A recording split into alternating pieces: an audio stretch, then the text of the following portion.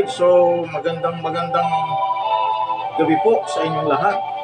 Again, this is your brother in Christ, Pastor Jonathan Pascual, coming to live from King James Bible Baptist Church, San Vicente, Tarlac City. Amen. Ito po ay muling pagtuturo ng salita ng Diyos mula sa aklat po ng John, and we are now in chapter number 18. Okay po, so sa lahat po ng sumusubaybay, maraming salamat po sa inyo. At we reach this far dahil po sa ating pagtsatsaga at pagmamahal sa salita ng Panginoon Diyos. Amen. So, magandang gabi po sa ating viewers at Brother Ranel Clark Tabios. Maraming salamat for joining us tonight. At in few moments, we're going to start our Bible study. At muli po, thank you po sa inyo po mga prayers, pagkat po ay sinasagot ito ng Panginoon. At tayo po ay nabibigyan ng opportunity at magkaroon pa ng kakayanan, na makapagturo mula po sa salita ng Diyos. At using this online medium ay talaga po a big opportunity ito sa atin, na hindi lamang po dito sa Tarlac City, kundi maging po sa iba't ibang lugar ng Pilipinas, and even lampas pa ng ating bansa ay naihahayag natin ang salita ng Panginoon Diyos. Amen. So ang music po na yung background natin is a hymn inspiration mula po sa A Mighty Fortress is Our God, written by Martin Luther. Martin Luther wrote this song, A Mighty Fortress is Our God. Alright, so amen. Praise the Lord for Brother Ranel Clark de Tabios and Sister Karina Tolentino Gregorio.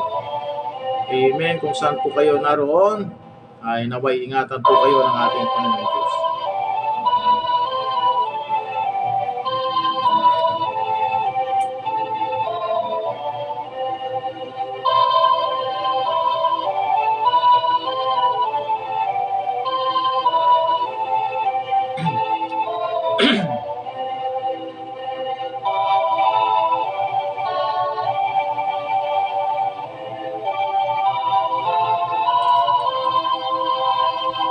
Amen. So tayo po'y manalangin. Dakilang Diyos, marami pong salamat for this opportunity once again. Bago po magkaroon ng prayer meeting ang church, ay kami po ay magkakaroon muna ng pag-aaral ng salita ng Diyos. Ikaw pong siyang mag-guide at maggabay, Panginoon, sa aming pong pag-aaral ngayong gabi. Salamat po sa lahat. In Jesus' name. Amen and amen. Ayan. So kasama natin si GR Ilongranga. Thank you po for joining us tonight. Amen. Amen. So, dako na po tayo sa ating pagbabasa. At pagkatapos po ng mga pagbabasa natin, ay ating pong ipapaliwanag ang mga ilang bagay. Actually po, ang John 18, wala naman pong mabigat po dito na sabihin natin may connection sa doctrinal. It is actually a narrative of all the things that is happening before the crucifixion. Okay? So, amen. Praise the Lord for Brother Ranel Clark, Sister Karina Tolentino Gregorio, KR Ilorango. So, magandang gabi po. So, in John chapter 18, the betrayal and arrest of Jesus Christ at Gethsemane. So ito pong passages from verse 1 up to verse number 14 ay makita din po natin sa ibang mga portion ng Gospels, like Matthew chapter 26 verse 36, Matthew 26 verse 47 to 56. We have in Mark chapter 14 verse 32, Mark 14 verse 43 to 50, and we have in Luke 22 verse 39, and as well as verse 47 to 53. So yun po, So yun po yung mga passages na meron pong kahalintulad sa ating babasahin dito sa John 18. So basahin po natin from verse 1. When Jesus had spoken these words, he went forth with his disciples over the brook Cedron. where was a garden, into the which he entered, and his disciples, and Judas also, which betrayed him, knew the place, for Jesus ofttimes resorted thither with his disciples. So alam ni Judas Iscariot yung lugar, no, kung saan mahuhuli ang Panginoon. Siyang nagturo.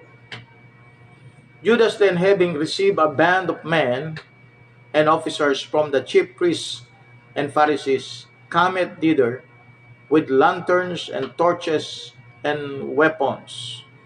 So dala-dala po nila yung kanilang mga weapons, band of men and officers from chief priests and Pharisees.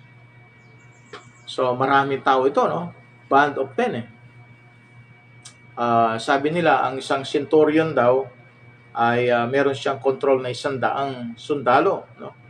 So if this is band of men and meron pa mga officers, so this is hindi ito bababa ng 100, kapatid, no? Pataas. So parang lulusob sila sa giyera. Yun ang makita natin.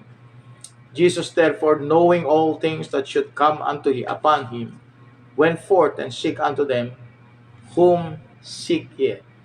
So even Jesus Christ asked them, sino pa yung hinahanap ninyo?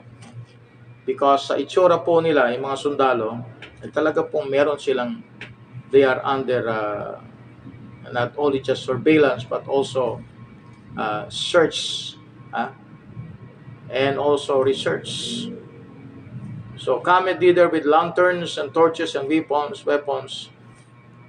Jesus therefore, knowing all things that should come upon him, went forth and said unto them, whom seek ye? So this portion, alam natin that Christ is prepared, no, for anything, kung ano man ang mangyayari, and He's ready for that. He's willing, actually, to receive everything. Pag-usapan natin yung sacrifice involved sa salvation ng tao. Then answered him Jesus of Nazareth. Jesus saith unto them, I am He. No? Ay tinanong ni Kristo, sino ba hinanap niyo? Natanong namin si Jesus of Nazareth. At sabi ni Christ, I am He. Ako ito. I am He. The moment that He said the word, I am He, no, they went backward and fell to the ground. Now that means that the words He spoke has the power, no? Has the power. Because the word I am means He is God, no? Because in John 8:58, alright, yung word na I am, no, ibig sabihin ever present ng Panginoon. Hindi niya sinabing I was, but I am. Jesus said unto them, verily, verily say unto you, before Abraham was, I am. So Jesus Christ is declaring to them His true nature. And His true nature is that He is God. Kasi yung word na pagbanggit niya to sa I am, no? That's the tetragrammaton of the Old Testament, the I am. Sinabi niya, I am, and they went backward. So the power of that name, actually sinabi niya, I am He. That's a name actually in the Old Testament. And they went backward and fell to the ground. This is the picture, no, of the Lord in Mount Sinai, no? Because they cannot approach, so they went backward. Okay, they went backward and fell to the ground. Alright, so anong connection ito sa Old Testament? We go to Psalms 27 verse 2. Psalms 27 verse number 2. Okay, so ito po yung binabanggit sa Psalms 27 verse number 2. When the wicked, even mine enemies and my foes, came upon me to eat of my flesh, they stumbled and fell. So that is the prophecy of the book of Psalms. And this time, kitang-kita mo, nangyari yun, ano? Nagsabi ng Panginoon, I am He, they went backward and fell to the ground. So then as We hid them again, whom seek ye? And they said, Jesus of Nazareth. So tinatanong pa ng Panginoon, sino ba hinahanap niyo? At ang sagot nila, Jesus of Nazareth. Okay? So mga unsaved Jews ito, mga kapatid. Jesus answered, I have told you that I am He. Again, inulit niya po yung title ng Panginoon sa Old Testament. I am He. If therefore you seek me, let this go their way. That the saying might be fulfilled which he spake, of them which thou gavest me, I have I lost none. No?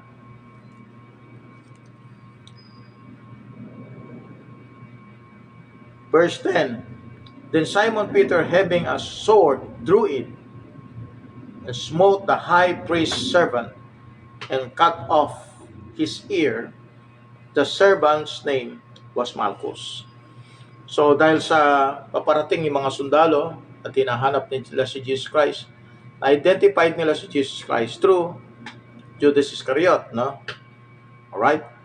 Ngayon, itayong si Simon Peter, alam niyang nalalagay sa alanganin yung kanyang pinuno, si Jesus Christ.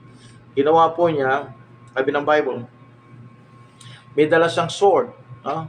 Ipagyera din ito. Then Simon Peter having a sword. At ang ginawa niya po, tinanggal niya yung sword na yon, no, sa lalagyan, and smote the high priest's servant. Pinutol niya yung tenga, no?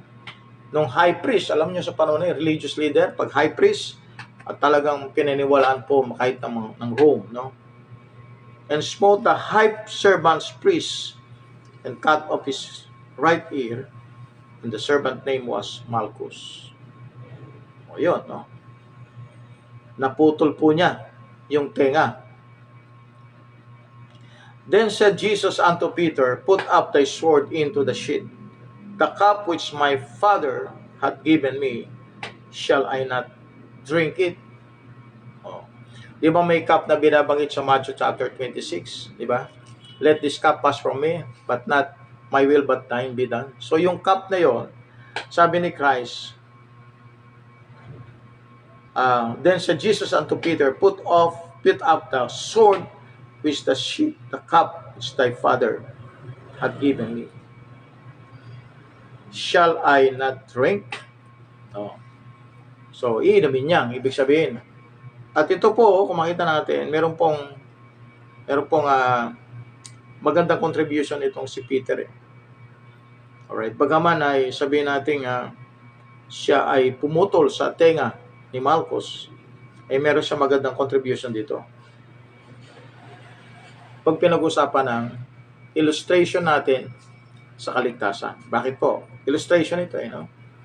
Putol yung ulo, yung tenga ni Malchus, not the ulo, but the tenga only. No? Pagkatapos, Peter, sabi ni Jesus Christ kay Peter, oh, Peter. So, sabi niya, then said Jesus unto Peter, put up thy sword into the sheath. The cup which my Father hath given me, shall I not drink it. So dito patunay na si Christ talagang diretso na yung kanyang layunin na mamatay sa cross. So ano nang contribute ni Peter dito? Si Peter, mga kapatid, isang tao na meron talaga siyang leadership actually sa mga apostol.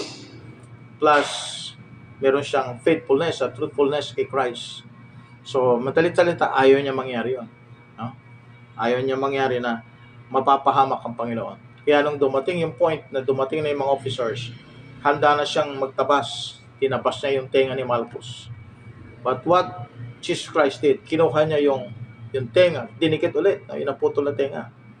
At pagkatapos po, gumaling kaagad, no? Now, kaya nga po, anong importansya nito? Importansya nito, kapag si Peter po ay kanilang nilitis, no? Lilitaw talagang meron siyang ginagawa according to sa mga sayings. Pero wala sila makitang evidence na namugot siya ng tenga. Dapat sana, kung talagang may evidence, putol na tenga ang pinapakita nila sa tao. Pero wala naman putol na tenga eh. Nakakabit pa rin. So that means that because of Christ's power, He removed the evidence. Alright? So, tayo po mga kapatid bilang Kristiyano, maraming evidence na ipapakita po ang prosecutor sa atin. Maraming evidence. At ang evidence na yan, evidence ng mga kasalanan natin ginawa.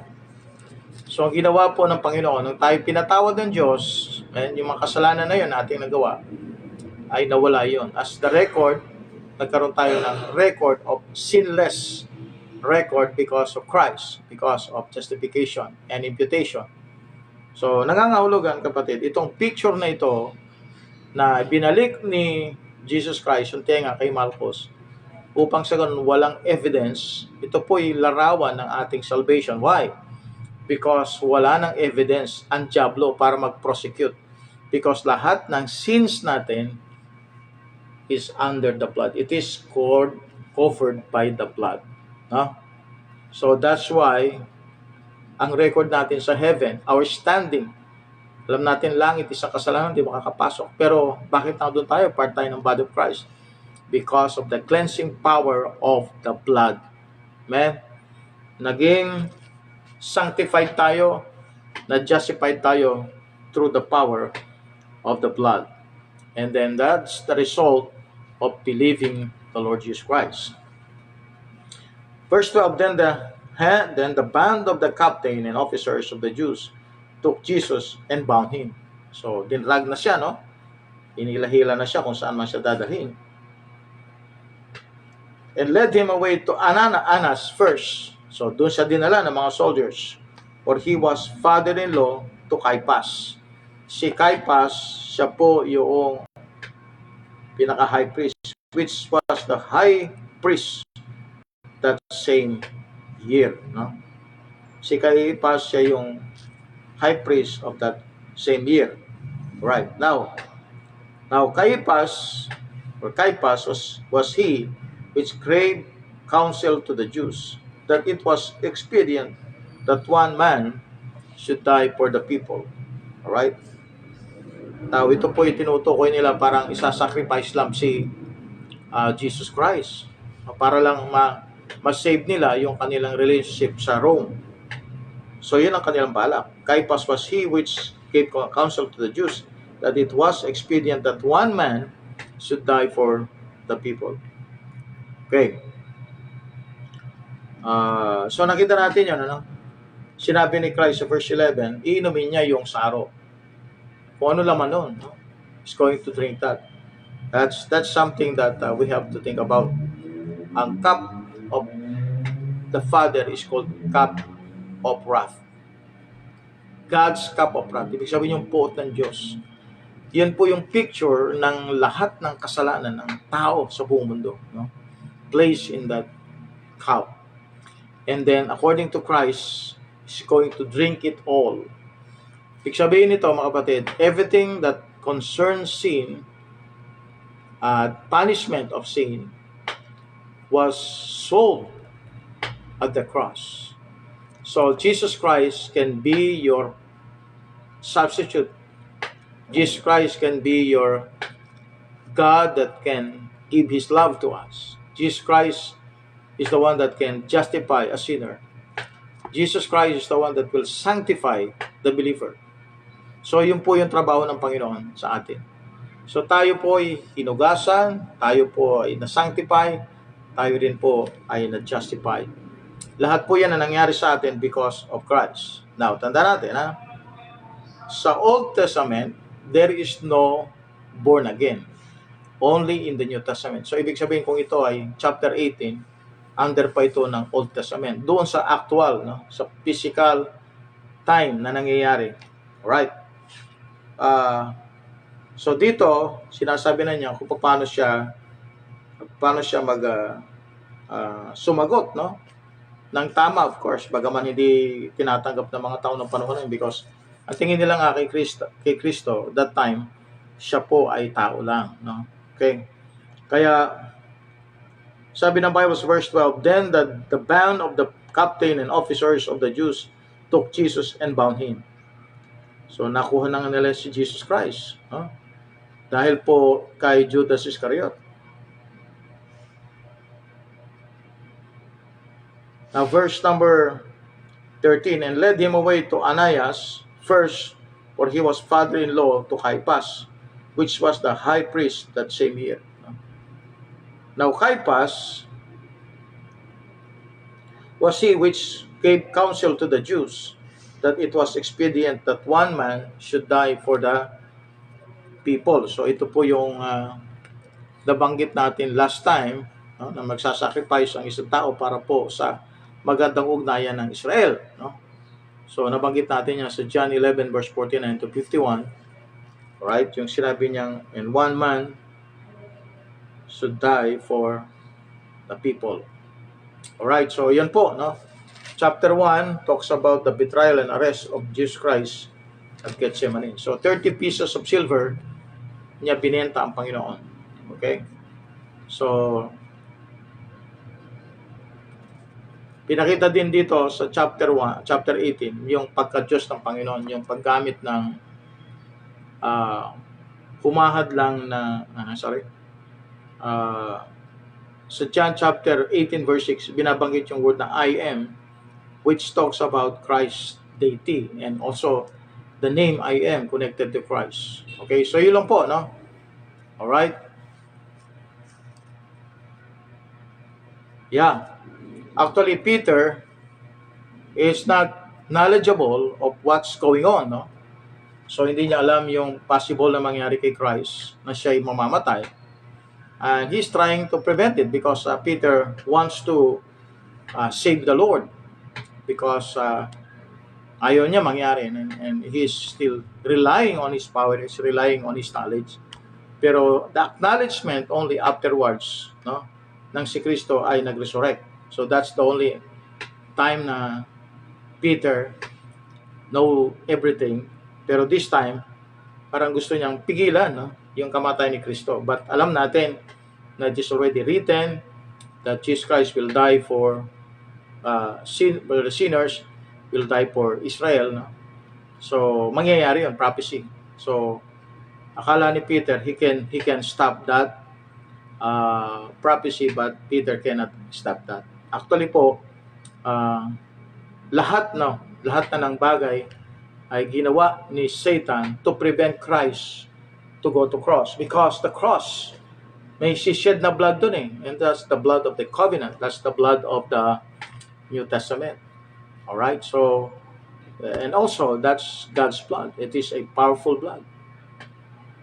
Alright, so Simon Peter's denial and the midnight monkey trial of Jesus Christ. Alright, so dito po, kapatid, ito na yung sacrifice ni Christ, nag-start na, no? Kinuha siya doon sa isang lugar, doon sa isang brook, sabi ng Bible, brook Cedron, where was a garden, and into the which he entered and his disciples. Dito siya kinuha. Alright? Sa brook Cedron or brook Cedron, no? At sa mga modern Bibles, yung word na brook from the verse, replace it with ravine or valley. So malayong-malayo yung brook because the brook is a stream of water, no? It is not equal to valley or ravine. It's a body of water, the brook. Okay. So modern Bibles use valley or ravine. So the King James Bible use brook. All right, brook. Now, so dito po sa verse 15 up to verse 27, dito natin makita yung story how Peter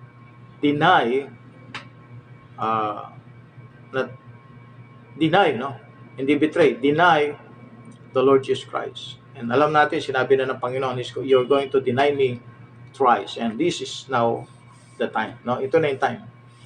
Verse 15, so these things, na aking babasahin from verse 15 up to verse 27, can be also seen in Matthew 26.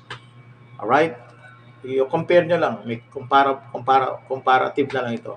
Matthew 26 verse 57 to 75, Mark 14 verse 53 to 72, in Luke 22 verse 54 to 71. So the passages that we're going to read is actually the last moments of Christ before His crucifixion. Okay. So evening na po ito. And Simon Peter followed Jesus, and so did another disciple. And that disciple was known unto the high priest, and went in with Jesus into the palace of the high priest. So that disciple is no other than John. Alright?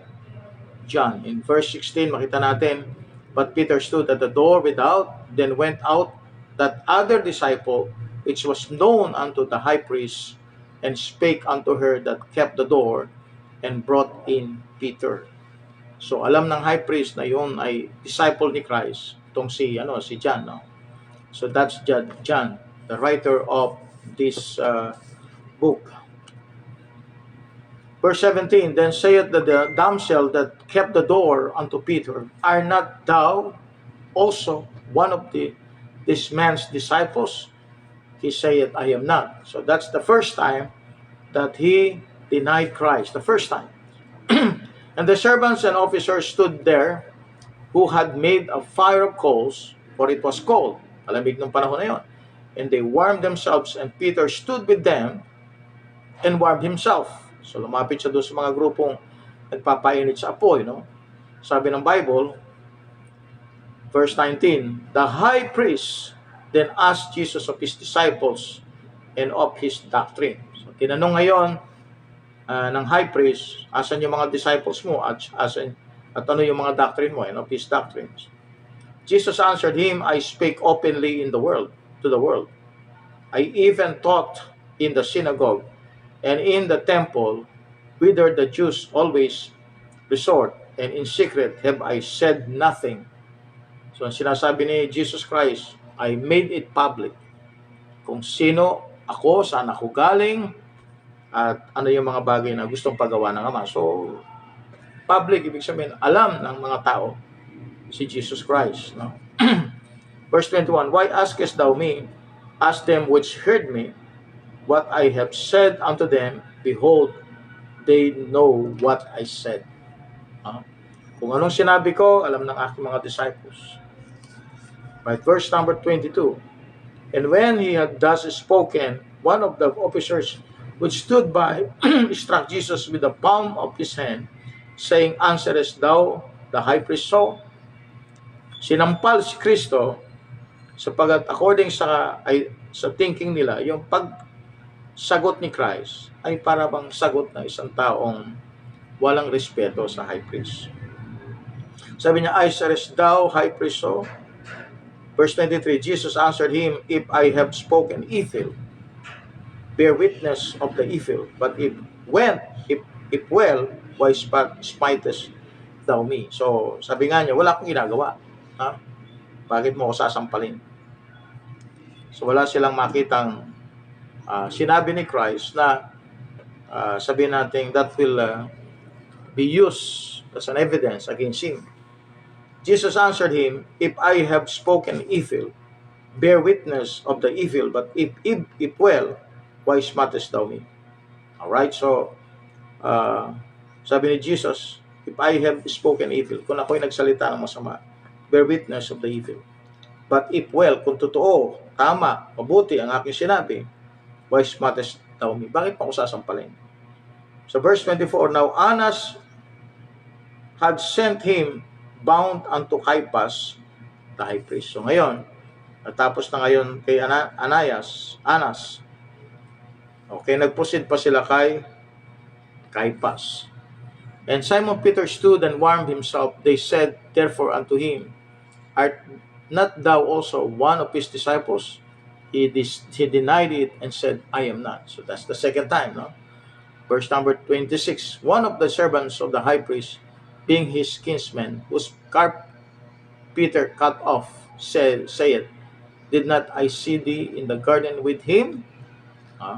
One of the servants of the high priest. Sabi ni Peter then denied again. That's the third time. And immediately the cock crew. So this time na fulfill yung John 13 verse 38. no? Di-deny ni Peter ang Panginoong Jesus. So, it is already a prophecy. Alright, so Jesus is taken to the governor. So, verse number 28 hanggang verse 40.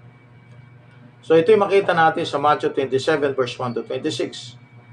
Itong mga katagang ito ay nasa Mark chapter 15, verse 1 to 15, Luke 23, verse 1 to 7, and Luke 23, verse 13 to 25. So, ito na tayo. Getting close to Calvary. Then led they Jesus from Caiaphas unto the hall of judgment. And it was early. And they themselves went not into the judgment hall, lest they should be defiled, but they that might eat the Passover. Pilate then went out unto them, and said, What accusation bring ye against this man? Alright, si Pilate ay isang gobernador. Governor siya ng Jerusalem. Governor. Si Pilate. Kaya may kapangyarihan siya. May control sa tao. Verse 13. Then answered and said unto him, If he were not a malefactor, he would not have delivered him up unto thee. So talagang gusto nilang mamatay si Kristo, no? Kung ano ng mga nilalagay nila sa kanya, na ngayon siya isa ng malefactor. Verse 31, Then said Pilate unto them, Take ye him and judge him according to your law. Alright? Dahil si Pilate isang Roman citizen, ngayon ang issue according to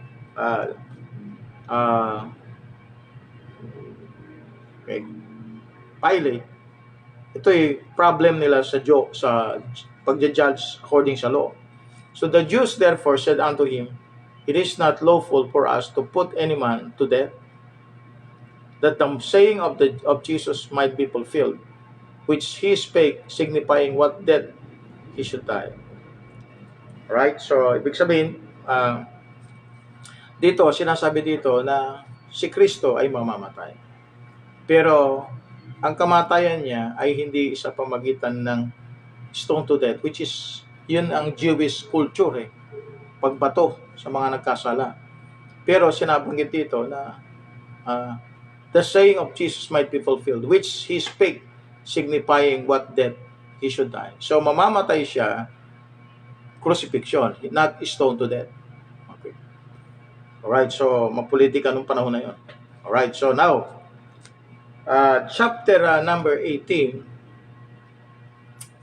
binanggit dito sa verse 28, Then led they Jesus from Caiaphas unto the hall of judgment, and it was early, and they themselves went not into the judgment hall, lest they should be defiled, but that they might eat the Passover.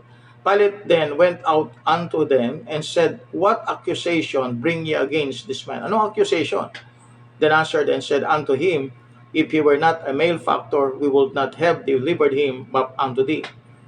Then said Pilate unto them, Take ye him and judge him according to your law. The Jews therefore said unto him, It is not lawful for us to put any man to death. So hinayaan nila, ng mga Hudyo, hinayaan nila yung mga Romans na siyang mag-execute kay Kristo.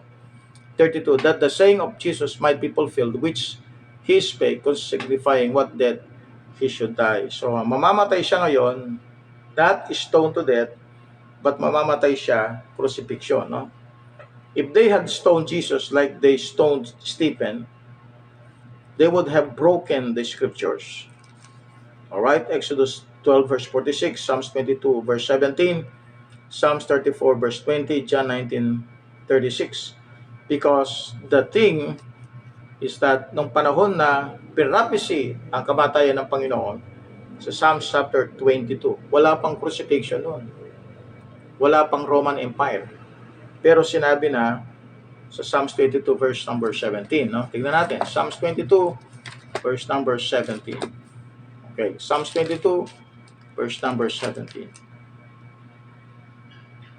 I may tell all my bones, they look and stare upon me.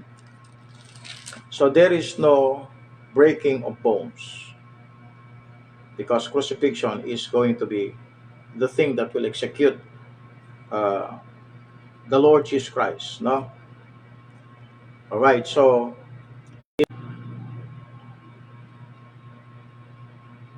there are two things no one can break: the bones of the Lord Jesus Christ and the Holy Scriptures. John chapter 10, verse 35. Okay, so let's proceed now. Then Pilate entered into the judgment hall again and called Jesus and said unto him, Art thou the king of the Jews? Now this is the question. Jesus answered him, saying, Sayest thou this thing of thyself, or did others tell it thee of me? Pilate answered, Am I a Jew? Thine own nation and the chief priests that delivered thee unto me. What hast thou done? Anong ginawa mo? Alright, verse 36 now. Pakinggan niyo mabuti. Napakaganda po nito. No?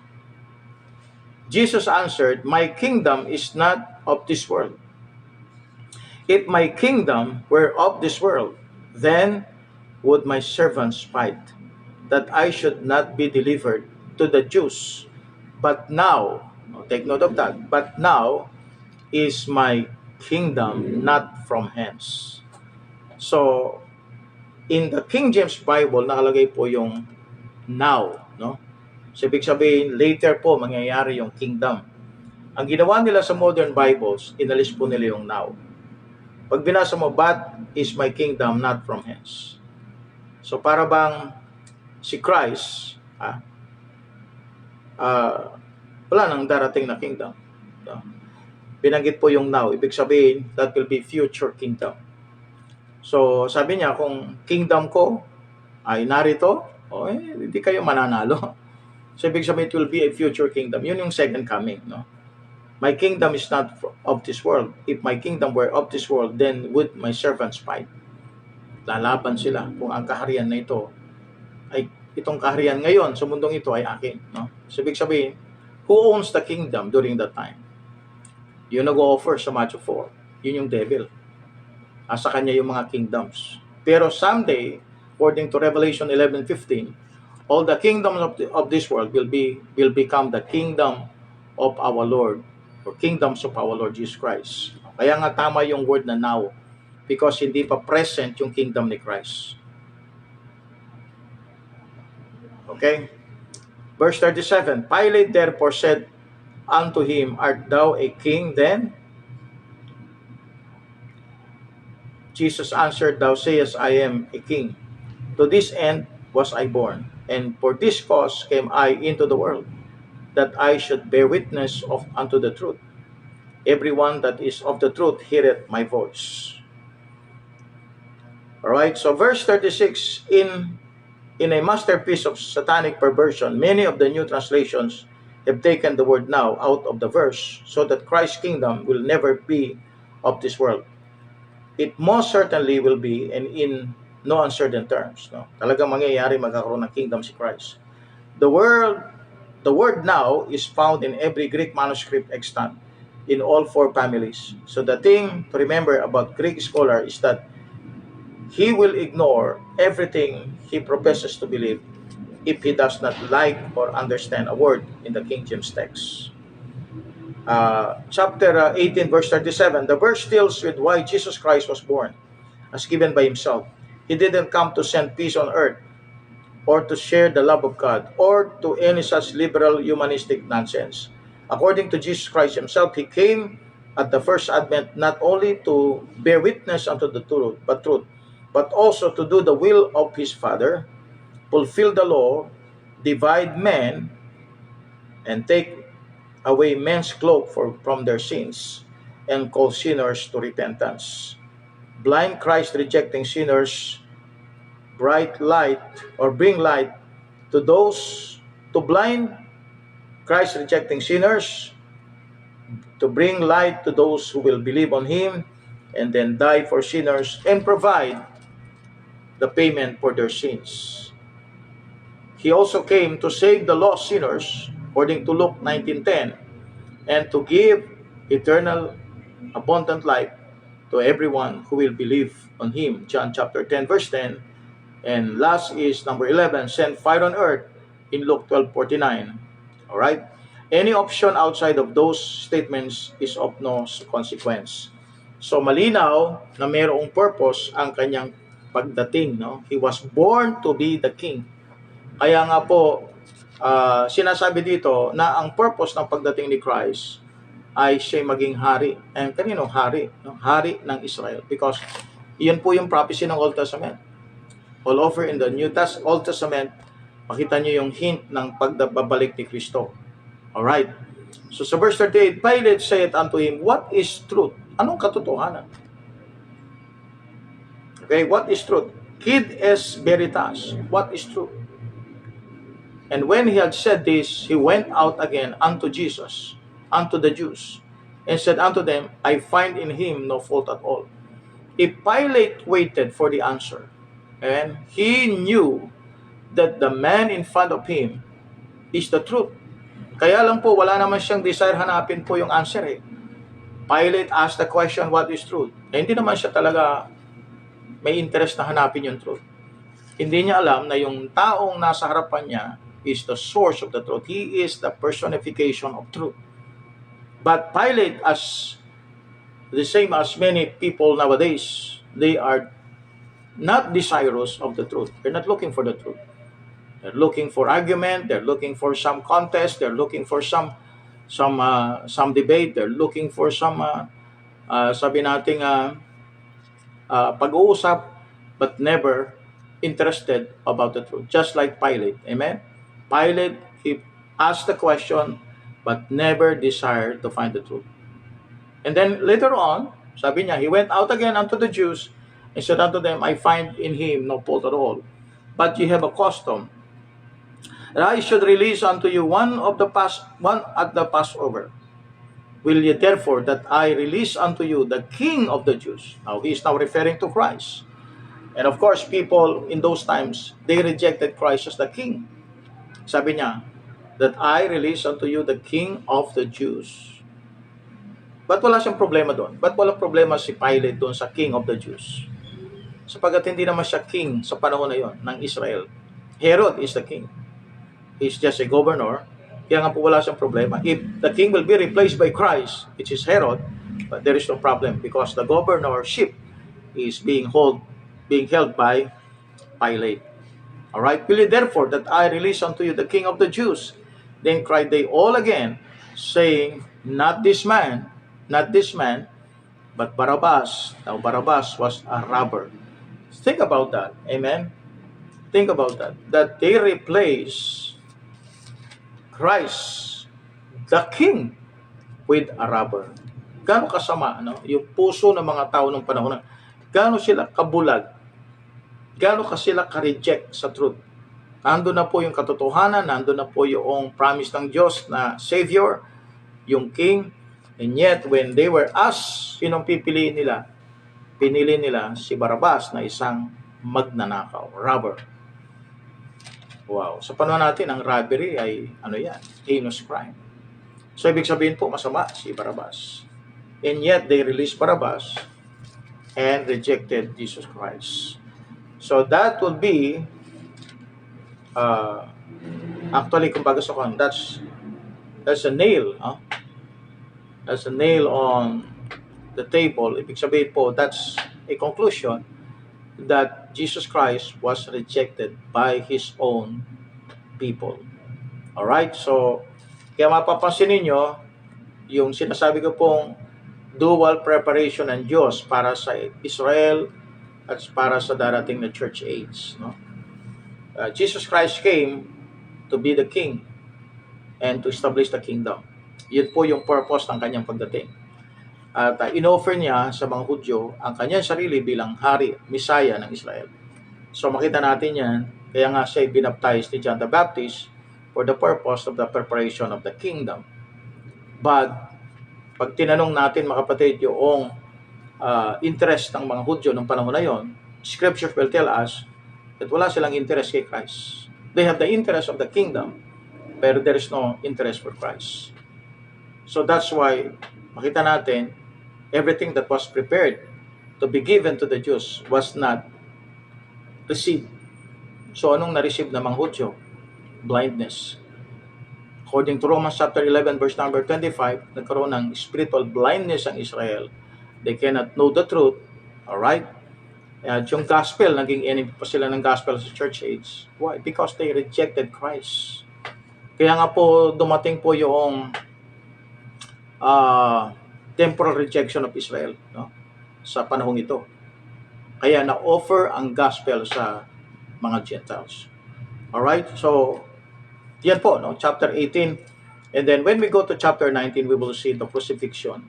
Alright? So, ang ginawa ni Pilate yan, ibinigay na sa mga Hudyo ang desisyon. Kaya, nangyari, sinong talagang mayroong pagkakasala, no? Sa kamatayan ng Panginoon.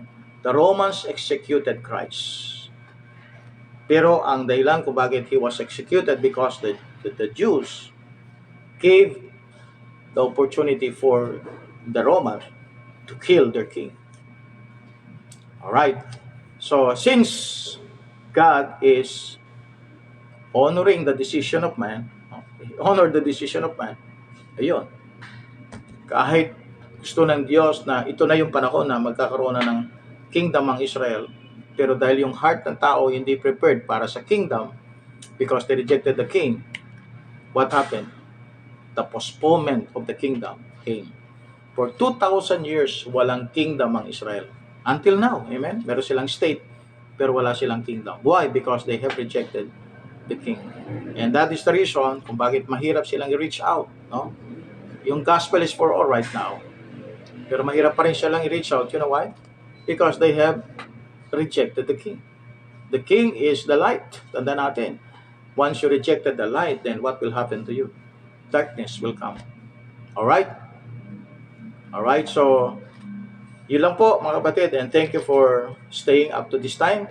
At tayo po ay manalangin na, dakilang Diyos.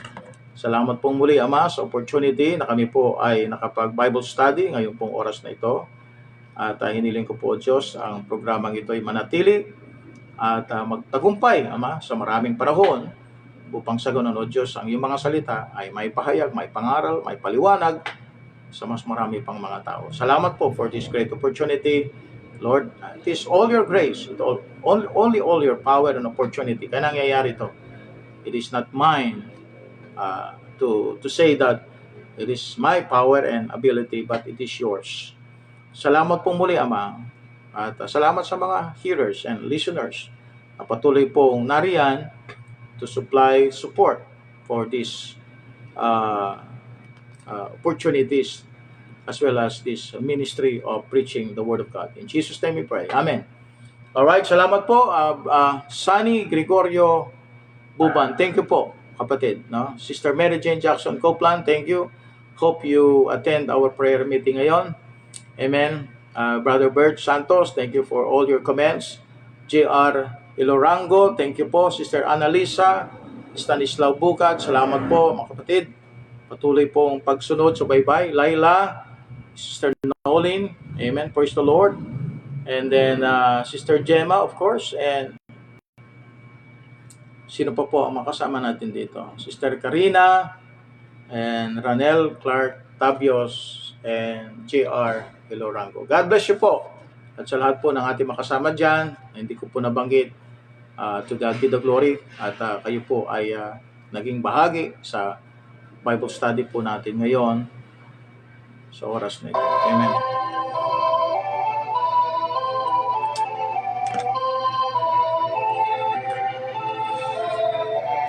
Amen. Praise the Lord. See you po, no, sa mga susunod po nating mga Bible study. Amen.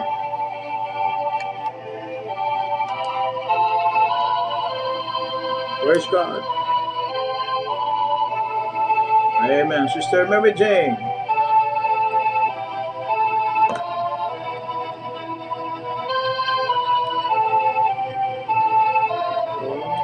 Okay. Sa biyahe pa. God bless po.